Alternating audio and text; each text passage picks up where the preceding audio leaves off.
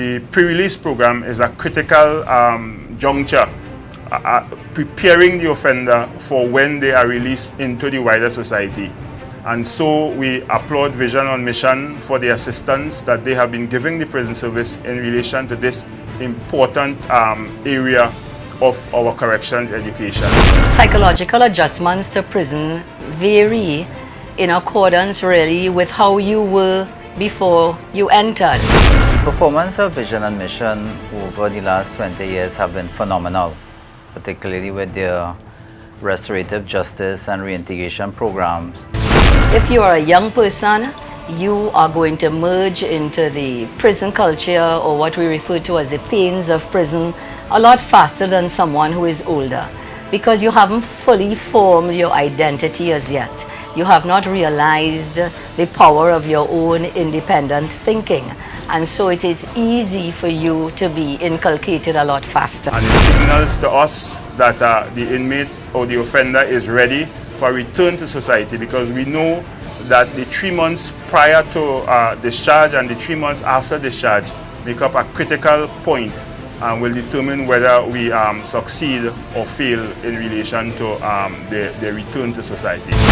Remember that in prison, very often you're not learning or being given the tools that you need to safeguard your own children when you come out from the very same potentially destructive experience that sent you to prison in the first place. I have been affiliated with the Vision on Mission for quite some time, approximately 10 to 12 years.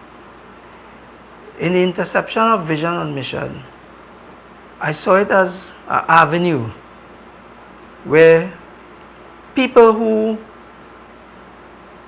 were once incarcerated were trying to make a difference and give back to society something that they may have took. I think Vision for Mission is an area in which the government must look into. But these programs were predominantly male-centric. Most of our Vision and Mission clients are men. So in 2013, Vision and Mission came to Republic Bank with the premise of extending this particular program to female former inmates and deportees. Now this fit nicely in terms of Republic Bank's power to make a difference objectives, one of which is improvement and equality of life for the impoverished, the challenged, and the ill. So it's a natural fit. And so we look towards organizations such as Vision and Mission that you'd hear more about for kind of remedying the destruction that has been taken place while experiencing the pains of prison. 3, 2, 1.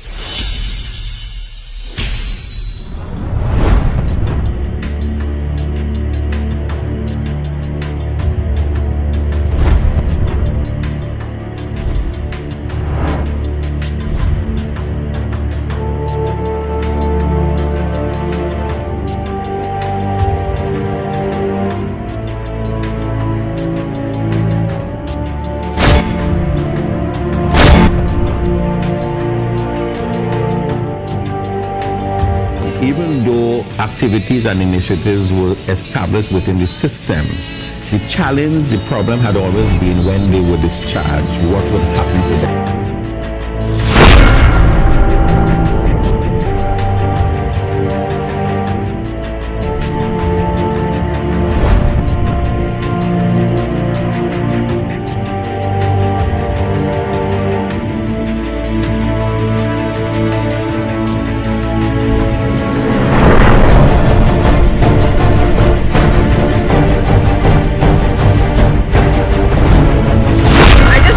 I am very proud to see where the whole organization has come from where we were to where we are now.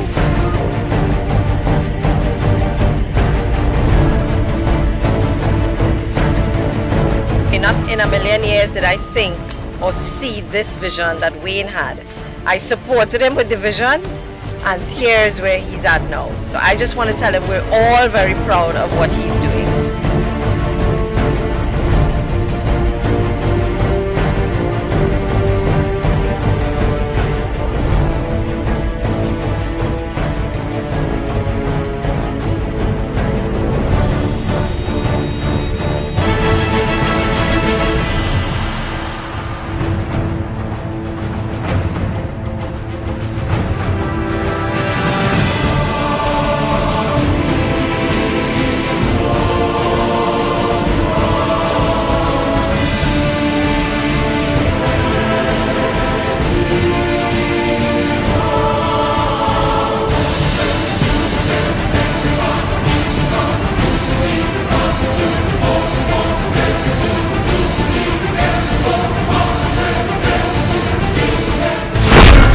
When Wayne Chance came up to Golden Grove, where I was attached, because he had started the vision and mission at Port of Spring Prison.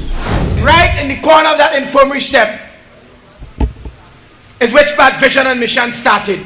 Right there. And he shared the vision with me of what he wanted to do and how he wanted to establish this program whereby he can reach inmates, and when he would have been released, he would want to set up a program that would buffer their release and assist them in reintegrating, reconnecting with families and being able to be productive citizens again of the society. During my time in Golden Grove, I was in charge of the programs department. So Wayne started working with me. At that time, violence was very prevalent in the prison. Visual mission, the creation of visual mission really brought about some sort of calm at that time. Wayne eventually was allowed to go into the various dormitories and converse with the guys, you know, and that brought a level of calmness to the entire prison. And then Wayne decorated what we used to call at that time the South Shed, you know, little verses written on the wall, nice little decoration for like a pulpit area. So it created a nice ambience for that kind of, you know, rehabilitation and reform.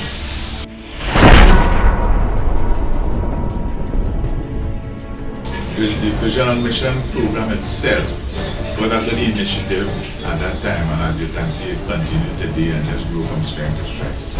At the time, it's difficult to now appreciate how difficult it was then, because in those days, the prison was not as open as it was now. There were regulations, strict regulations, and no electronic device, including cameras, radios, tape recorders, nothing of the sort was allowed in the prison. And working so close with an inmate in itself was taboo.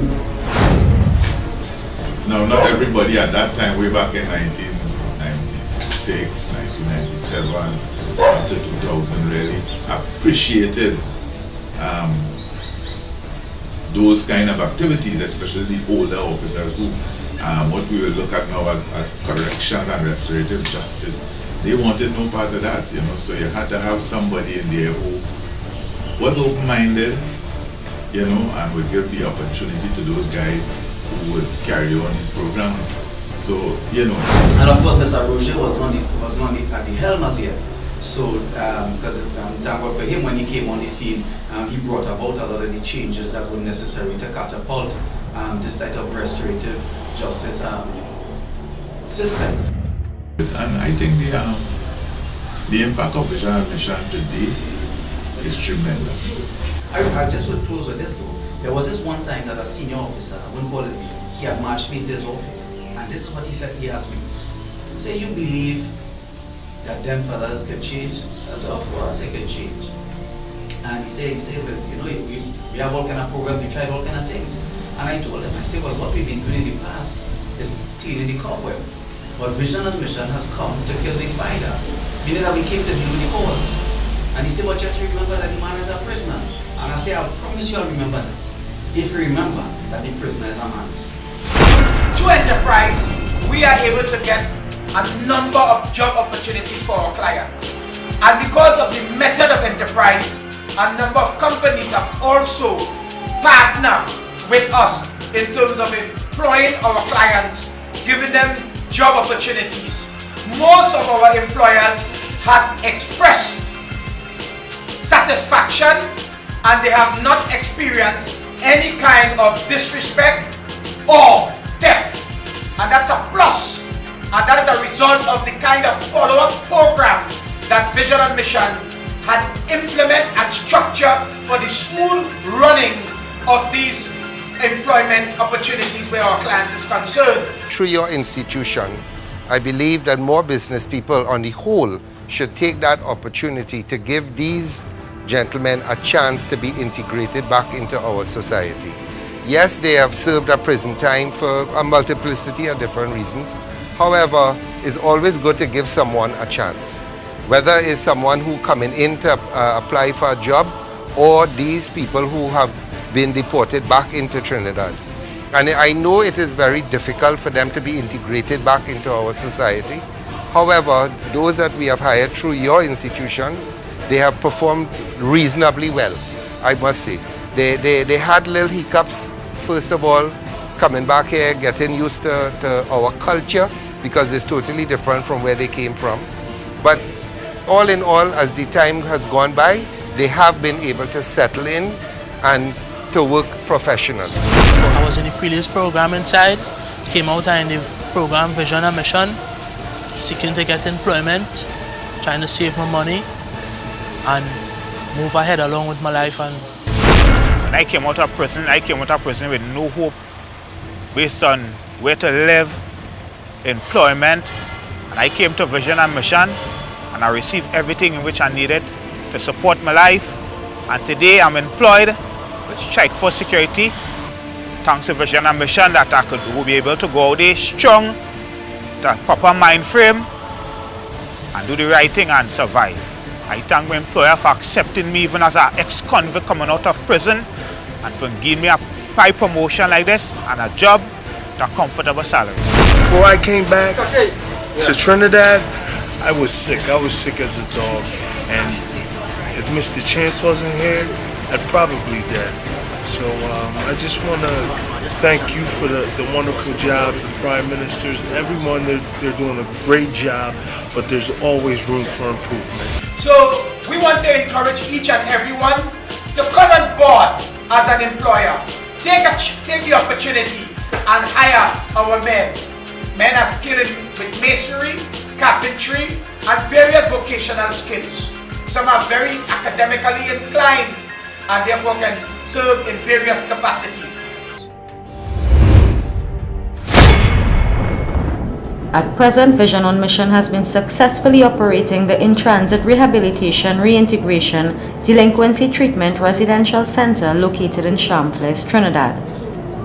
The center was originally designed to accommodate up to 16 individuals. However, because of the constant demand, we have had no choice but to house at any given period approximately 25 to 35 men who are either ex-prisoners, deportees, or delinquent youth.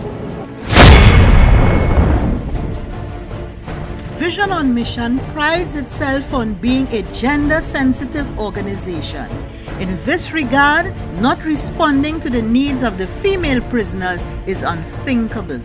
The Claxton Bay facility for women under construction, just off the highway, is equally impressive as the men's facility. Though we have women organizations to assist women in Trinidad and Tobago, there is still a lot more to be done apart from what is being done.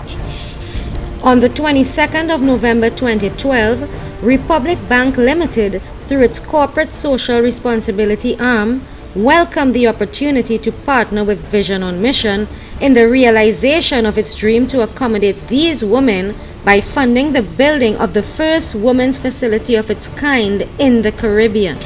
I think that men, good men, could understand the plight and the need of women. It is spacious and well appointed to accommodate 55 women.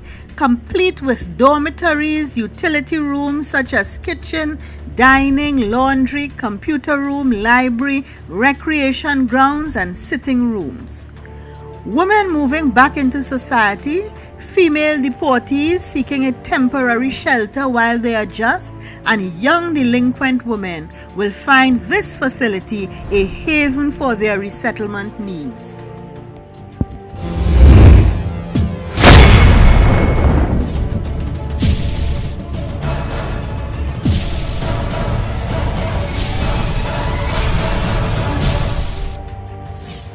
This is what it's all about. We are not afraid to put our hand to the soil and make it work. And for the last couple of weeks this year, we have been putting our hands to the soil. These are the workers, these are the acres of land that we are every day working at. I lead by example. I'm not in an office, which I have. I'm not in an air-conditioned office, which I have, and giving instruction. I lead by example. This is the kind of citizens Trinidad want. This is the kind of leaders Trinidad want. Men and women who are prepared to lead the path, lead the example to get the success. On behalf of the Jeff Small Grants Steering Committee at the UN Development Program, UNDP, we are very pleased to see the progress made here this afternoon in terms of the crops and to see what healthy melons and healthy plants we have been reaping.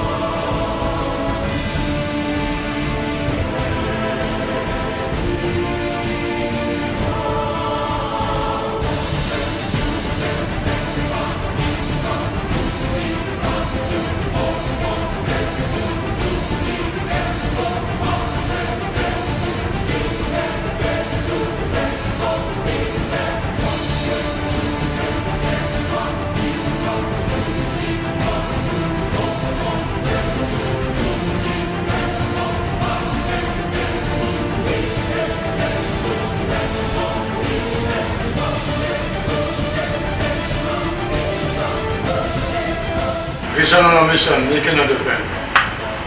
Vision and mission, what a great experience. Vision and mission, doing it the right way.